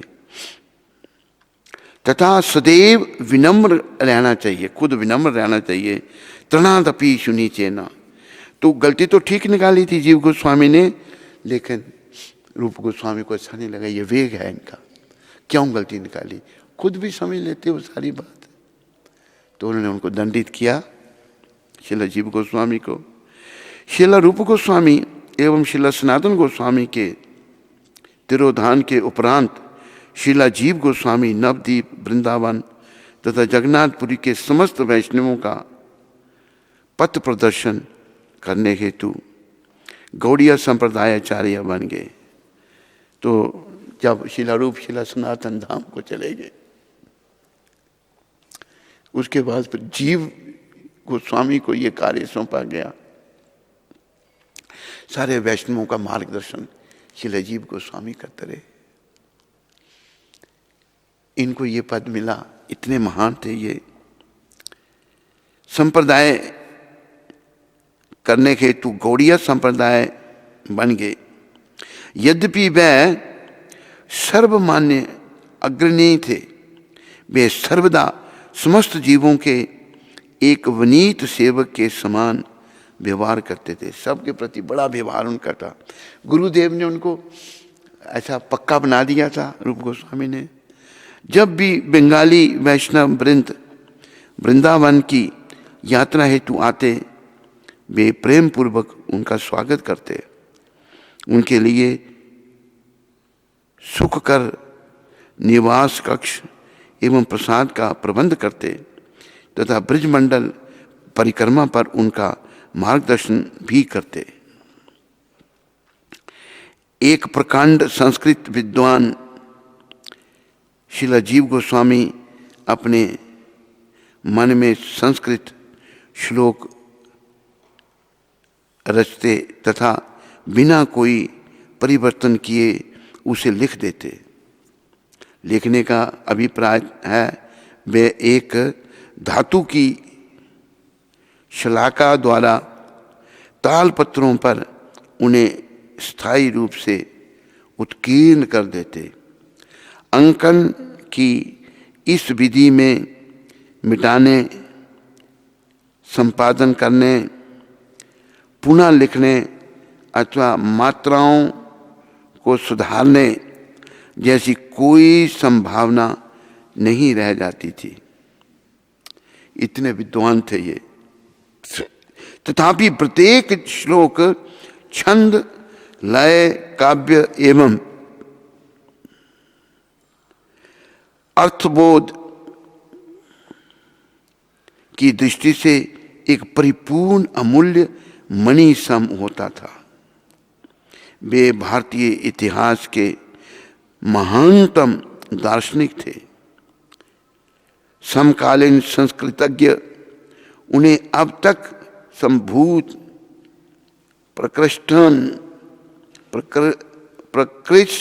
प्रकृष्टतम पंडित कहते हैं। आज तक लोग उनको कहते, इतने महान थे।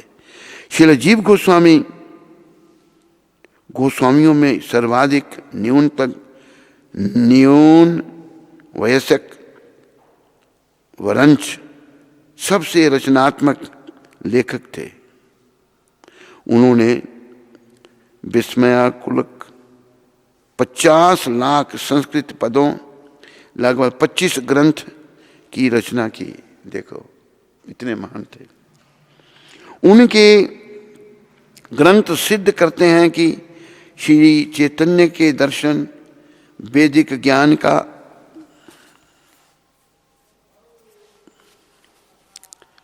सार तथा धर्म की पूर्णता प्रदान करता है। श्री गोपाल चंपू, षट संदर्भ एवं हरिनाम व्याकरण उनकी 3 सुविदित कृतियां हैं। संदर्भ श्रीमद् भागवत के आध्यात्मिक सत्य को दृढ़तापूर्वक स्थापित करते हैं। वह यह पुष्टि भी करते हैं कि श्री कृष्ण स्वयं भगवान हैं। उन्होंने सिद्ध किया जीव गोस्वामी ने। जब तक ये महान आचार्य समझाने वाले ना हो कुछ समझ नहीं आता। सर्व कारण कारणम, सब कारणों के कारण हैं कृष्ण, तथा सर्व अवतारी हैं, सबका कारण, सारे अवतारों के कारण हैं। इन ग्रंथों का निष्ठापूर्वक अध्ययन कर कोई भी श्री कृष्ण का भक्त बन सकता है। ये शिला जीव गोस्वामी की कृपा से इन ग्रंथों की रचना हुई है। बन सकता नहीं, बन जाएगा। एक गौड़िया वैष्णव संस्कृत विद्वान जीव गोस्वामी के नाम की यह व्याख्या देते हैं। वास्तव में शिला जीव गोस्वामी का नाम जीव अत्यंत रोचक है। जब भागवत के इस श्लोक की दृष्टि से उस पर विचार किया जाए, आहिस्तानी सहस्तनाम अपादानी चतुष्पदम जीवो जीवस्य जीवनम, जीवो जीवस्य जीवनम। जो बिना हाथ वाले हैं वे हाथ वालों के शिकार हैं। जो पाँव से विहीन हैं वे चौपायों के शिकार हैं। निर्बल सबल के भोज्य हैं।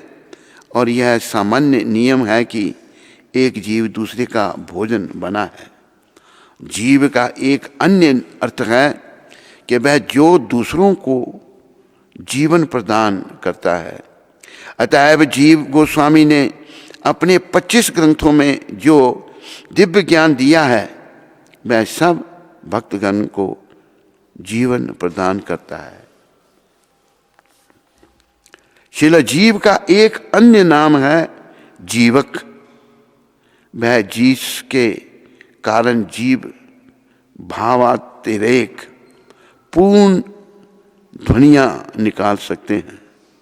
श्री जीव गोस्वामी ने अपनी भागवत टीकाओं एवं षट संदर्भों के द्वारा श्रीमद् भागवत के गूढ़ार्थ उपलब्ध कराकर ऐसा किया है जो जीव की प्रवृत्ति भगवान के संग उसके संबंध, लक्ष्य प्राप्ति के साधन तथा जीवन के परम गति का विस्तार करता है। वह जीवक अथवा जीव कहलाता है। शिला जीव गोस्वामी की जय। बोलो शिला जीव गोस्वामी की। मतलब बड़ी देन है इनके मानव समाज को, वैष्णव के समाज को। बहुत ऐसे ऐसे दिव्य ग्रंथ इनके हैं। अवरोक्त उदाहरण शिला जीव गोस्वामी की रसवंत रचना गोपाल चंपू से लिया गया है, जिसमें राधा दामोदर की विनोद पूर्वक वृंदावन लीला का वर्णन है। गिरी गोवर्धन से गोवर्धन का एक विराट स्वरूप प्रकट हुआ। तब श्री कृष्ण सहित समस्त ब्रजवासियों ने उस महाकाय रूप को नमन किया। जब श्री कृष्ण उनके समक्ष करबद्ध मुद्रा में खड़े थे, उस महाकार देव ने हुंकार भरते हुए कहा, मैं तुम्हारे द्वारा समर्पित समग्र अन्नकूट ग्रहण करूंगा। उन्होंने वह सब खा लिया तथा पर्वत के चारों ओर उपस्थित कुंडों के जल को सर्वोत भाव से ग्रहण कर लिया। ब्रजवासियों द्वारा निर्मित समस्त व्यंजनों को अपने दाहिने हाथ से खाते हुए उन्होंने अपने बाएं हाथ की तर्जनी द्वारा इंद्र को उद्देश्य कर उसका परिहास किया। जब श्री गोवर्धन ने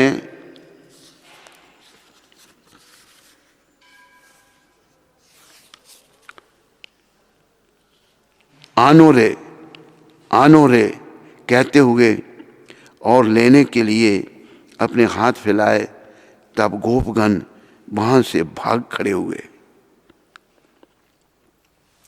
तो भगवान ने ये रूप धारण किया था, ब्रजवासियों की सारी सेवा स्वीकार की। भगवान बाल रूप में भी हैं, बड़ा वृद्ध रूप में भी हैं, बड़े रूप में, बड़ा शरीर है उनका, सब कुछ खा गए वो। तो ये जीव गोस्वामी ने सब बताया है। आचार्य रानी जानवा देती ठाकुरानी के अनुरोध पर श्रील जीव गोस्वामी ने श्रीनिवास आचार्य, नरोत्तम दास ठाकुर व श्यामानंद प्रभु के माध्यम से अपने लेखों को वृंदावन में बंगाल भेज दिया। उन्होंने उनका बंगाली अनुवाद कर उन्हें बंगाल एवं उड़ीसा में सर्वत्र वितरित किया। उन्होंने व्यापक रूप से प्रचार भी किया तथा सहस्रों भक्तगण को दीक्षा दी, हजारों भक्तों को। सन 1542 में श्रील जीव गोस्वामी ने वृंदावन के सेवा कुंज में श्री श्री राधा दामोदर के पूजन की स्थापना की। उनकी समाधि मंदिर परिसर में विद्यमान है। राधा दामोदर की नित्य वृंदावन लीला में श्रील जीव गोस्वामी विलास मंजरी हैं। ये विलास मंजरी के अवतार हैं। तो श्रील जीव गोस्वामी महाराज बड़े महान आचार्य हुए हमारे। तो आज के दिन वो गौलोक धाम को चले गए थे। ये आचार्य सारे हमको प्रभुपाद जी ने दिए हैं। इनकी कृपा से और इनकी लेखनी से हम लोग भी अपना उद्धार कर सकते हैं। इनके जीवन को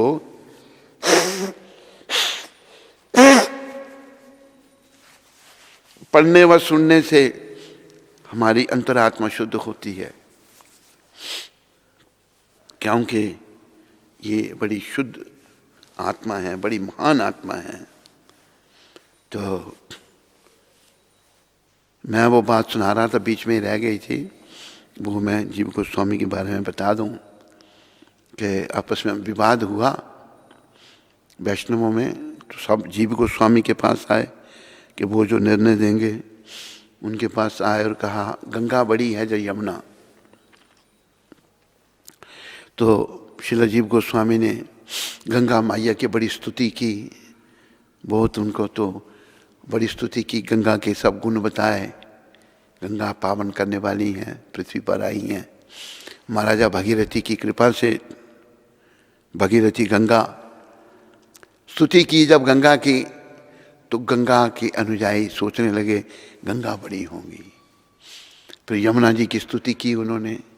फिर बाद में निर्णय ये दिया गंगा मैया जो हैं वे भगवान के चरणों का धोवन है। यही तो सच्चाई है, चरणों का धोवन है, चरणामृत है भगवान के चरणों का। लेकिन यमुना जो है ये भगवान की पटरानी है। बड़े सुंदर ढंग से निर्णय दिया, सभी सहमत हो गए इनकी बात से। तो ऐसे थे हमारे श्रील जीव गोस्वामी प्रभुपाद।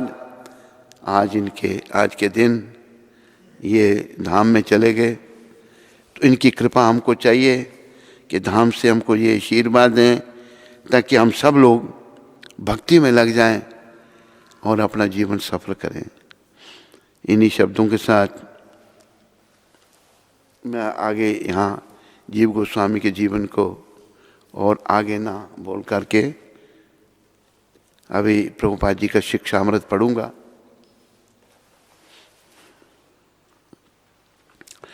आप कितना भी, ये प्रभुपाद जी ने कलकत्ता 16 जनवरी 1977 को कहा था, 1977 ही है जब प्रभुपाद जी धाम को गए थे। आप कितना भी विरोध क्यों ना करें, किंतु हम आगे बढ़ते रहेंगे। कारवां बढ़ता रहेगा, आप भौंकते रहो। तो इन सभी वस्तुओं को श्री कृष्ण की कृपा के रूप में स्वीकार करो और अधिकाधिक उत्साहपूर्वक कार्य करो। क्यों हम किसी से पराजित हों। मतलब ये थोड़ा सा लिया है उसमें से, मुझे जो समझ आया है कि जो लोग विरोध करते हैं ना, हरे कृष्ण आंदोलन का विरोध करने वाले बहुत लोग हैं, मतलब आप कितना भी विरोध क्यों ना करें, किंतु हम आगे बढ़ते रहेंगे। प्रभुपाद कहते हैं कारवां बढ़ता रहेगा, आप भौंकते रहो। जो जैसे कारवां चलता है ना, कुत्ते भौंकते हैं, तो भौंकते रहो। तो हम इन सभी वस्तुओं को श्री कृष्ण की कृपा के रूप में स्वीकार करो और अधिकाधिक उत्साहपूर्वक कार्य करो। क्योंकि हम किसी से पराजित हों। हम किसी से पराजित हों, किसी से हारना नहीं है हमने। लोग जो देखो जिसकी जितनी समझ है वो उसके अनुसार बात करता है। तो लोगों की समझ ठीक नहीं है, लोग आलोचना करते हैं। तो प्रभुपाद कहते हैं इनको करने दो, ये भौंकते रहें, कुत्ते भौंकते रहते हैं, कारवां चलते रहते हैं। बोलो पतित पावन श्रील प्रभुपाद की।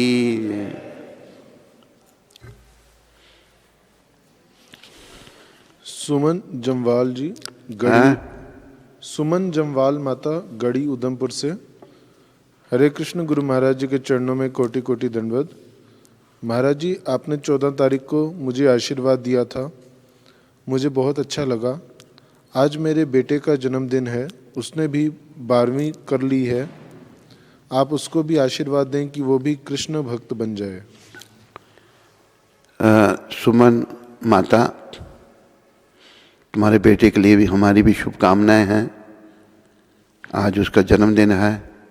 हम ये कहेंगे कि आप प्रभुपाद जी से भी प्रार्थना करो कि आपका बेटा भक्त बने।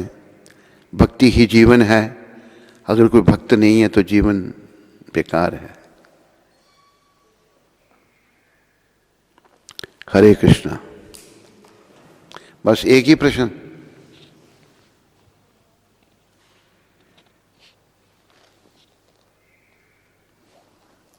हरे कृष्णा।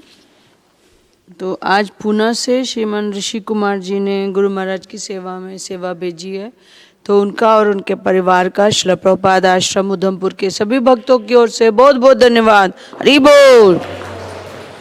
अच्छा, पूना से किसने? ऋषि कुमार प्रभु ने। ऋषि कुमार। चंडीगढ़ से अर्जुन प्रभु ने सेवा भेजी है, तो उनका और उनके परिवार का श्रील प्रभुपाद आश्रम उधमपुर के सभी भक्तों की ओर से बहुत बहुत धन्यवाद। हरि बोल। कनाडा से एक गुप्त दान आया है भगवान की सेवा के लिए, तो उनका और उनके परिवार का श्रील प्रभुपाद आश्रम उधमपुर के सभी भक्तों की ओर से बहुत बहुत धन्यवाद। हरि बोल। और सेंट लुइस से आलोक जी ने भगवान की सेवा भेजी है, तो उनका और उनके परिवार का श्रील प्रभुपाद आश्रम उधमपुर के सभी भक्तों की ओर से बहुत बहुत धन्यवाद। हरि बोल। बोले जगत गुरु श्रील प्रभुपाद की जय। बोले सद्गुरुदेव महाराज की जय।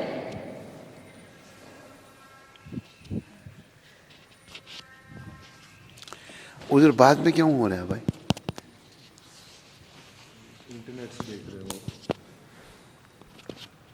साथ साथ नहीं होता है